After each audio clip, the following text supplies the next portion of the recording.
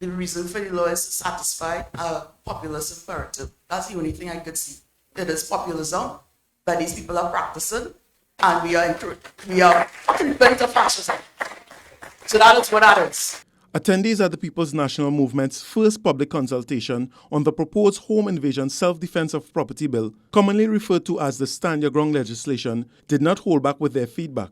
Speaking last evening at City Hall, they made their concerns clear to the opposition panel. Some spoke about possible racial profiling and abuse of power by homeowners. Talking about stand your ground law, you encourage people to go and get firearms to protect yourself. And it's not a nice thing because you're gonna spike up crime. And having people with firearms in a community, I've lived there enough to know that people are very emotional and very trigger happy.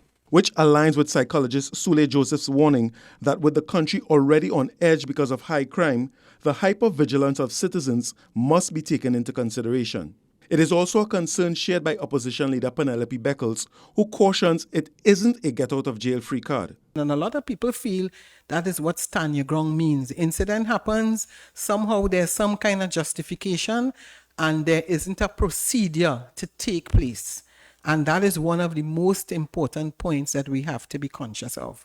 What is going to happen, and what is difference between the traditional self-defense that exists at present in the common law. Senior Counsel Larry Lala points out the government's law, unlike other jurisdictions, neglects the immunity hearing if you are arrested after. You have a right at an early stage to insist on the matter going before a judge.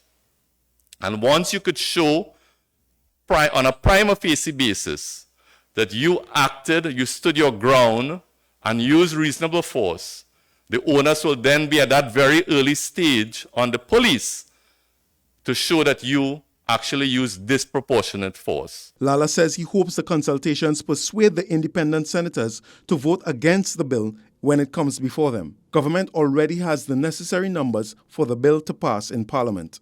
Jensen Lavend, CNC3 News.